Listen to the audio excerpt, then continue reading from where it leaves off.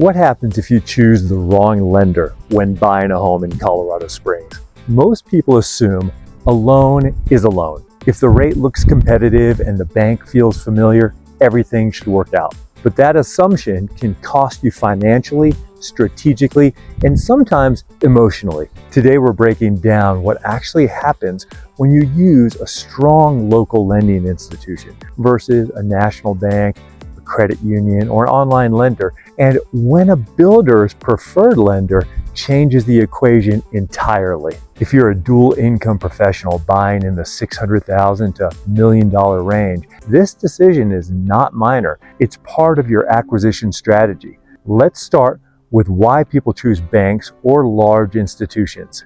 Familiarity. You may already have your checkings, your savings, your CDs, investments, maybe insurance policies with them. Sometimes there are employee incentives. I've even had clients who work at a bank or a major insurance company choose their employer's lending division to handle the mortgage. On paper, that makes sense. But here's what often happens next. You apply locally, and then the file gets transferred. The loan officer may not be in Colorado. Processing may happen in another state. Underwriting could be in another time zone. Communication becomes layered. At first, it feels fine. Then you go under contract. In Colorado Springs, the real estate contract timelines are strict. Appraisal deadlines, loan objection deadlines, conditional approval milestones. These aren't flexible suggestions. They're contractual obligations tied to financial protections. Here's the short-term impact of choosing the wrong lender. Communication slows. You start hearing, "We need one more document." Underwriting added new conditions. "We'll need an extension." "We need to push loan approval." Each extension requires approval. If the seller objects, your earnest money can be exposed. And I've had multiple clients, even just acquaintances, who knew I was a realtor, call me almost at the 11th hour, sometimes in tears because their lender wasn't communicative, kept layering conditions late in the process, or repeatedly asked for extensions. They'd ask, "Do you have someone you trust? Can we switch lenders? Can this be saved?" Sometimes we can pivot, sometimes we can't. But once you're deep in a contract, switching lenders is complicated. Appraisals are underway. Deadlines are tight. Sellers are watching closely.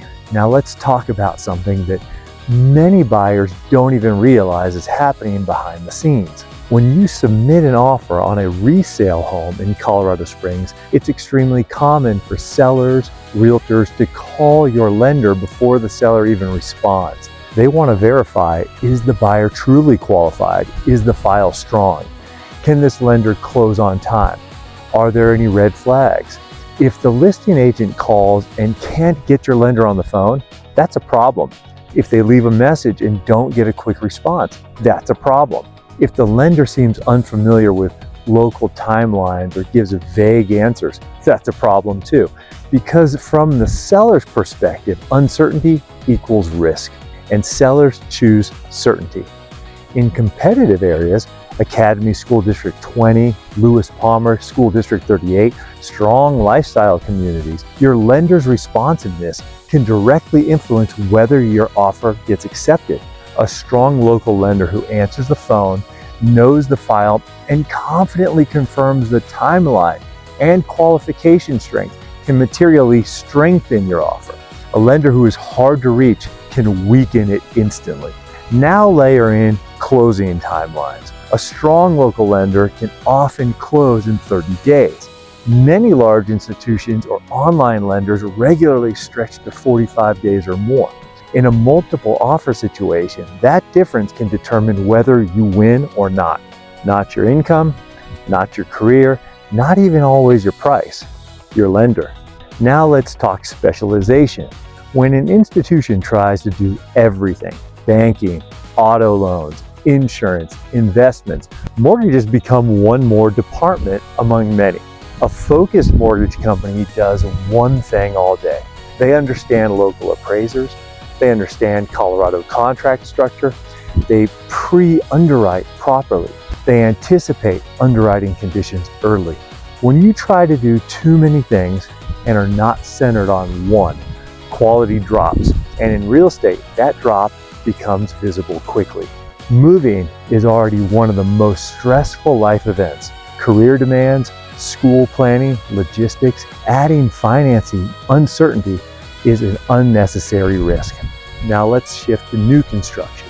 When you're buying a new build, the builder almost always has a preferred lender. Often, they're financially connected. Here's what's different. The builder carries substantial risk during construction. They front the cost of the build until closing. Because of that, they vet their preferred lenders very carefully. There's trust there. Builders' preferred lenders typically understand builders' timelines, draws, schedules, inspection phases, and documentation requirements intimately. They also frequently offer closing cost concessions, funds towards design center upgrades, interest rate buydowns, incentives that are financially meaningful. In many cases, it's difficult to beat the financial package a builder's preferred lender can provide. Can you use your own lender on a new build?